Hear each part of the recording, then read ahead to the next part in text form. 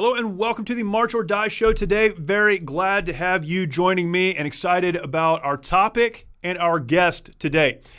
We are going to discuss a topic that I bring up from time to time. It's so important and really so central, I think, in many ways to understanding what it is to have a strong society, to have a strong home, to be an influence in our world for good. We talk about all of these things.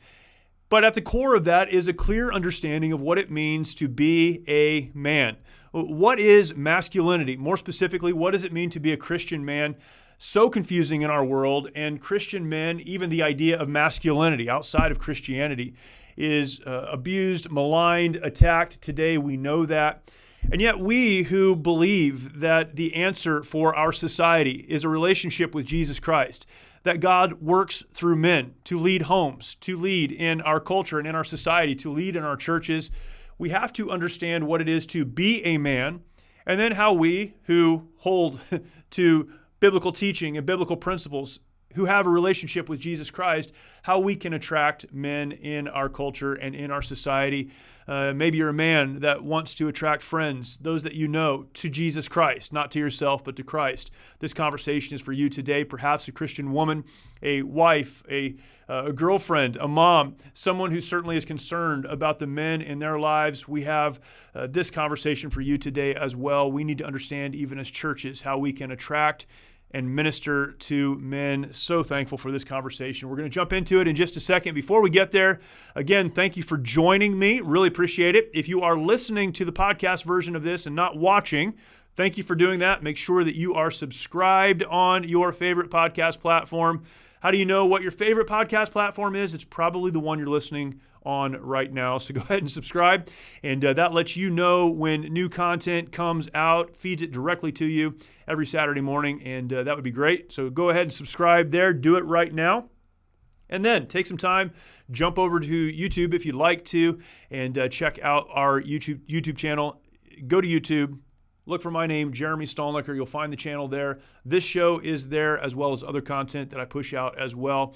And maybe you're not a YouTube person. That's fine. I get it. A lot of people aren't, but perhaps you are.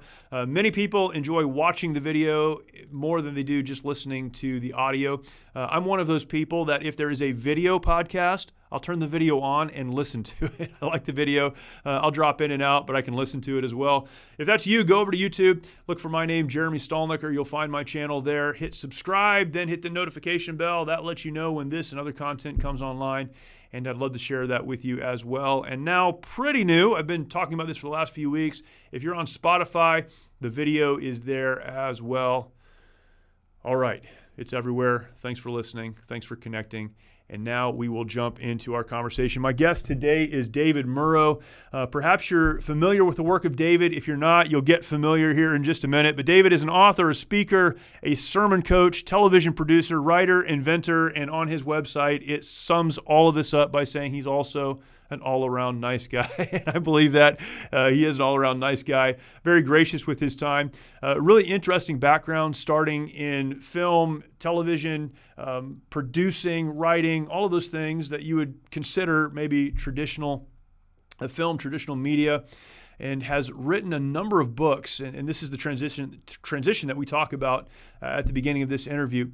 Written a number of books on not just biblical masculinity, but how the church can minister to men, how women can minister to the men in their lives and bring them to an understanding of who Jesus is. And man, so many great things he's written. He's got a great blog. His books are incredible, and very happy that he would come on and have this conversation with me and with you today, and very appreciative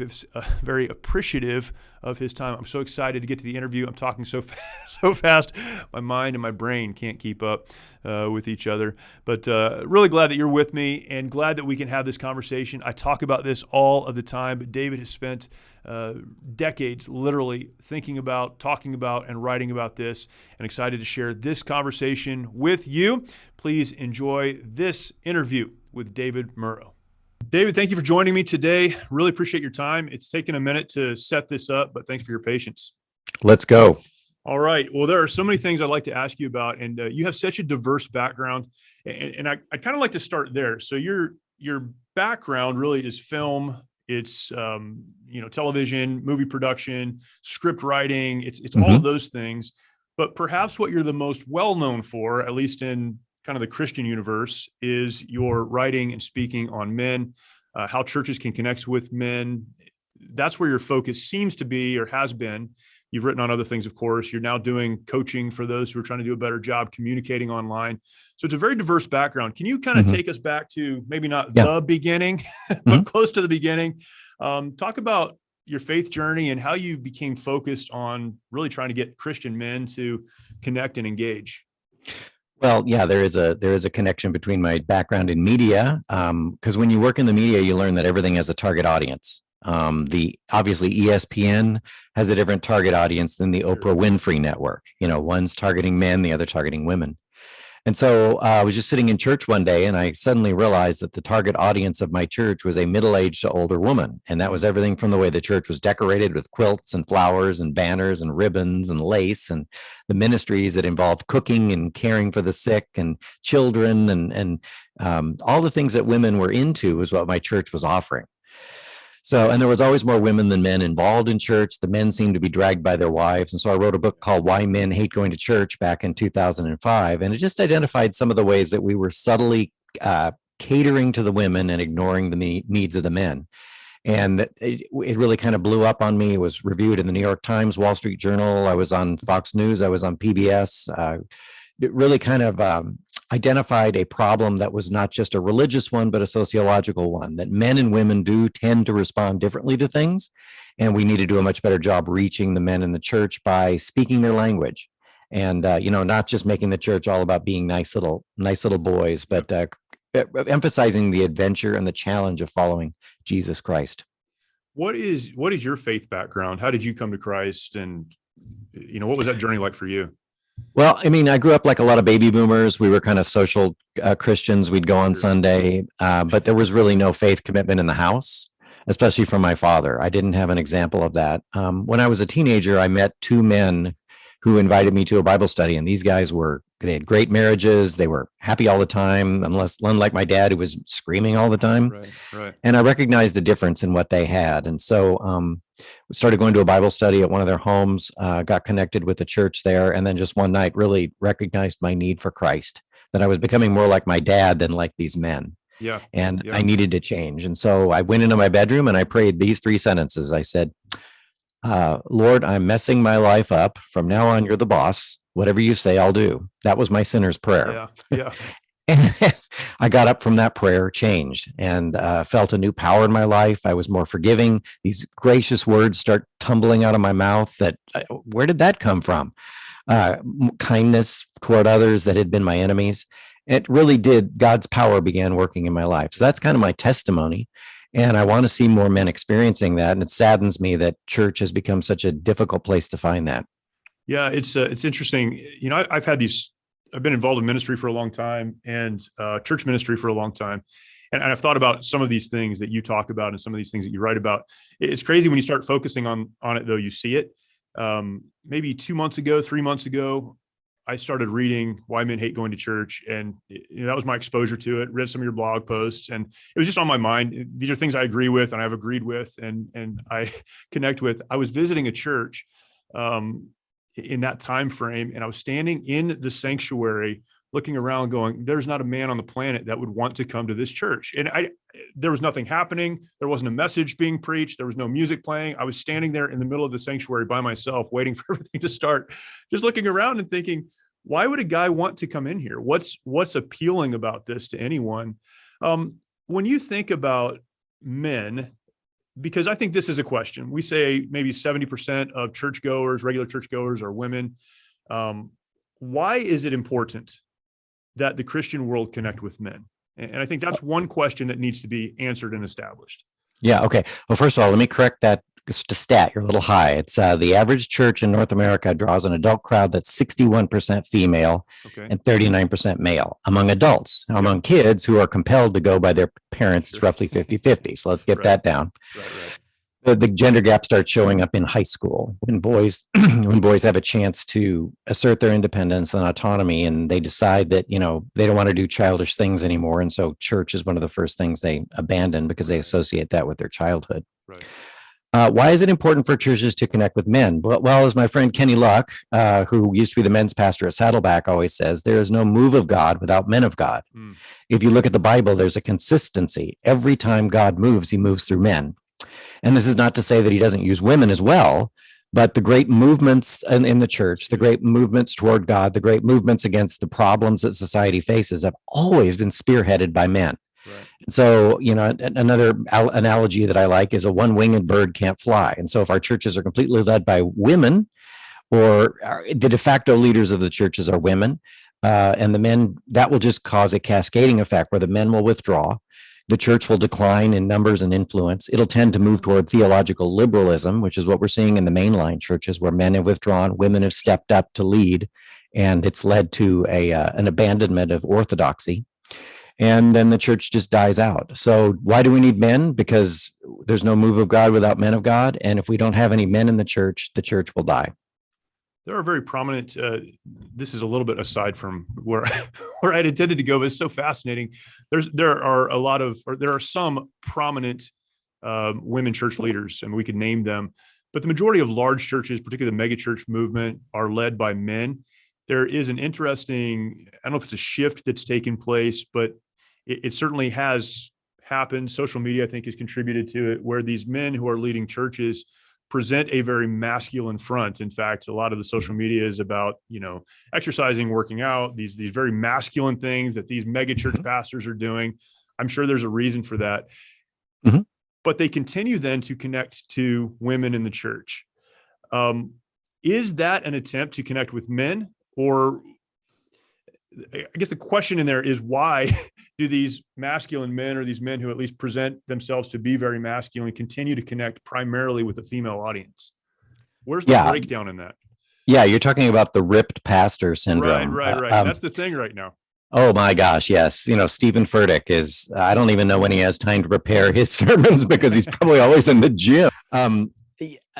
My theory about the ripped pastor is when men come in and they see a physically fit pastor with a nice build, it sends the message that this is a man. It's a very deep programming, and then to women are comforted by that. Women have always been comforted in the presence of a good-hearted, physically fit man, because it goes back to very primal. He can protect me if a saber-toothed tiger comes out of the woods, right?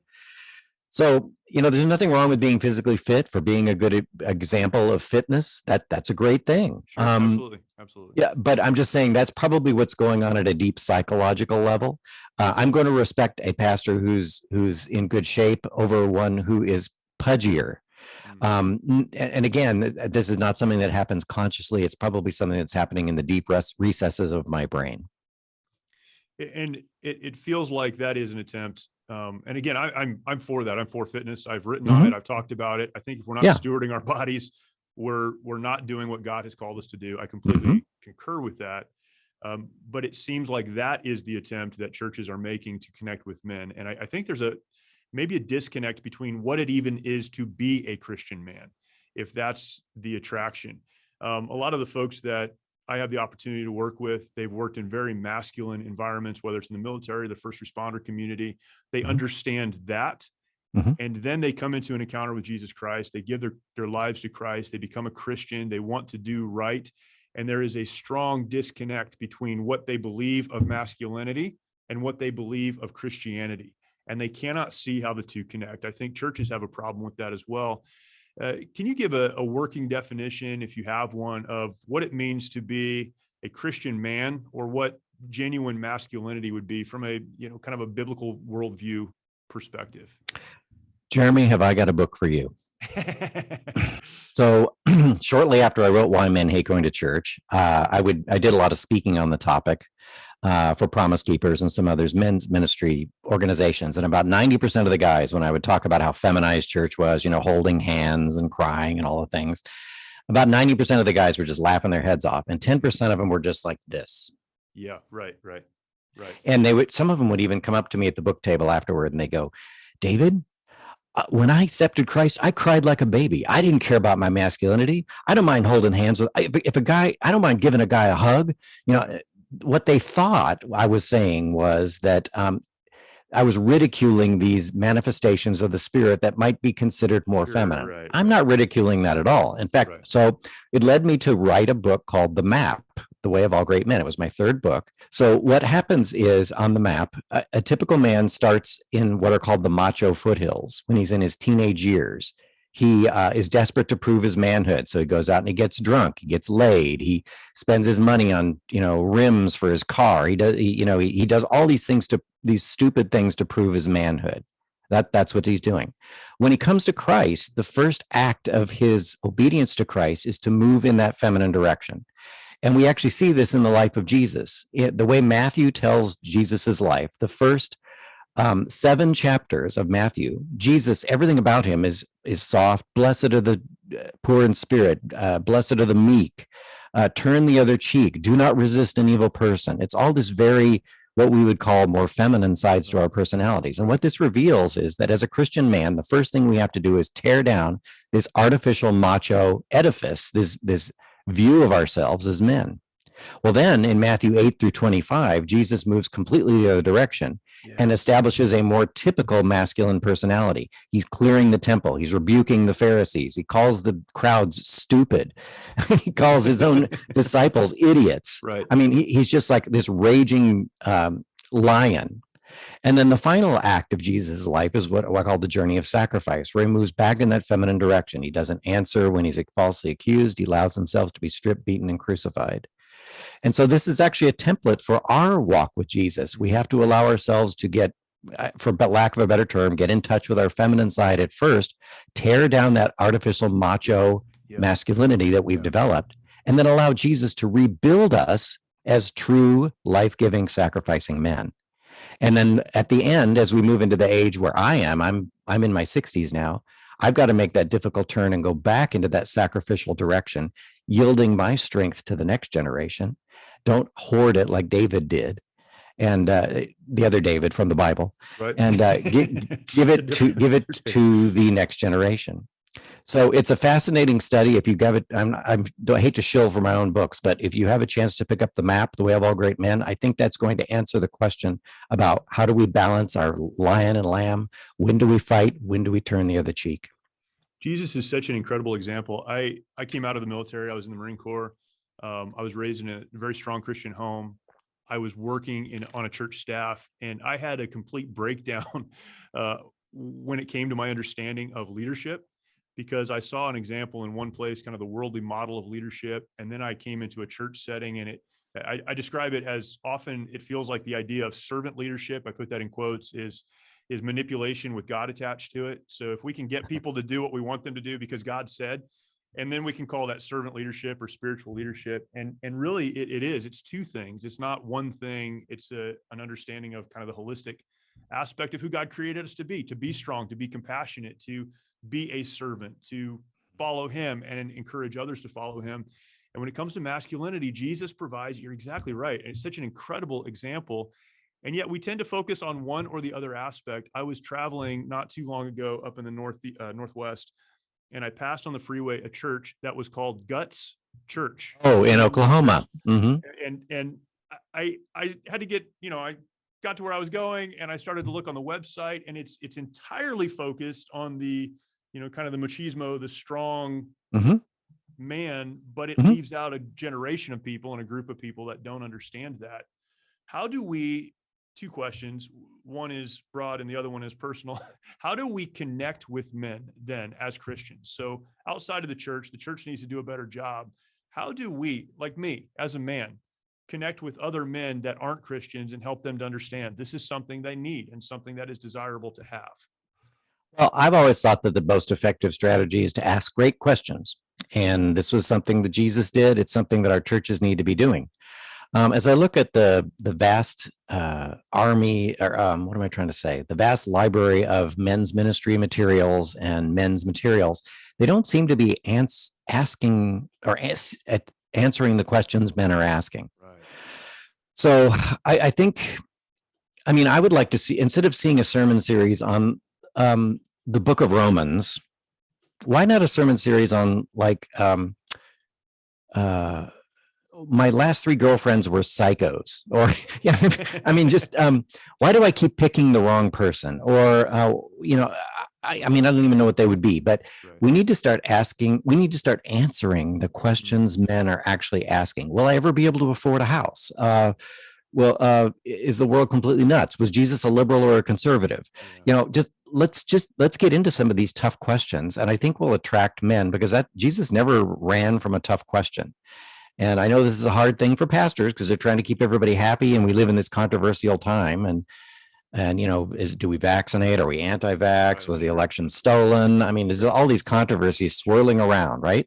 But I think there are some questions that we could be asking that men are actually answering, that men are actually asking, and I think they'd be drawn to the church. Do you understand what I'm saying? Yeah, if I understand it, that's the difference between saying you are this. If you become a Christian, you need to become this. Mm-hmm. That's how we approach a lot of it. It's the difference between that and saying there is an answer for the things that you're dealing with in your life, and that answer is found in a relationship with Christ. One of the things, one of the greatest men's pastors of all times is Robert Lewis. He was the guy who did Men's Fraternity, the most successful men's video series of all time. And one of his great quotes that I've always admired was, "You give men what they need disguised as what they want." And Christ was great at that, and I think we may have lost a bit of that in the church because we do present truth in very general terms, or maybe even feminine terms, and we're not really presenting it in the way presenting the questions men are asking. Yeah, that's good. Robert Lewis is incredible too. Our program is based largely on the men's fraternity curriculum. We've taken a lot of that, and one of my favorite quotes from him is, "In life, we need to accept responsibility and lead courageously." Mm-hmm. And the understanding of that is exactly that. It's answering those questions, understanding what is real, and moving forward in light of that. Mm-hmm. We work to attract men, and we need to answer questions. I love it. That's fantastic. How do I, as a dad, I have a almost 21-year-old son. He'll be 21 next week, and a 12-year-old son. I'm not the only dad here. How does a dad of boys, I guess a dad of daughters as well, communicate this? How do I lead my boys, though, to grow up and become men that are masculine, that are strong, that can lead their homes, but that love Jesus, are not afraid to cry when they need Mm-hmm. to? How do I develop that in them? Well, I think example is the first one. They're going to do what you do rather than what you say. The second one is, again, ask great questions. Don't be afraid of those difficult conversations. Instead of general questions like, what are you dealing with at school? Let's have a talk about, whatever it is. And just, if you sense something going on, if you get your kid to open up with you, let him know that it's okay to talk to you about whatever, and that you're not going to get mad at him. And I think that would be very helpful. I would hope that you have that type of relationship with your sons where you can just ask an open question like that. And, or what have you been reading in the news lately? So that you can opine on those things, because our kids live in this media saturated world, and they hear about a lot more of the world than we did even when I was a kid, and the news is in front of them all the time, and they have this apocalyptic vision. Well, the world is about to be destroyed by climate change, or whatever it is. So give them the freedom to talk about these things, and then just reflect on what's really true. And I think those would be the two most valuable things you can do for your sons. Yeah, that's fantastic. Last question, and I have many other questions I could ask, but last question for today. One of the books that you wrote is, let me get the title right, I don't want to get it wrong. Mm-hmm. How Women Help Men Find God. And Mm-hmm. this is such an important topic as well. I think many Christian women run their husbands off when unfortunately really they need to do what they can to draw them to Christ. And a lot of the questions that I get are from family members, from wives, frankly, who say, I want my husband to do right. I want what's best for him. He's in a bad place. How can I help him?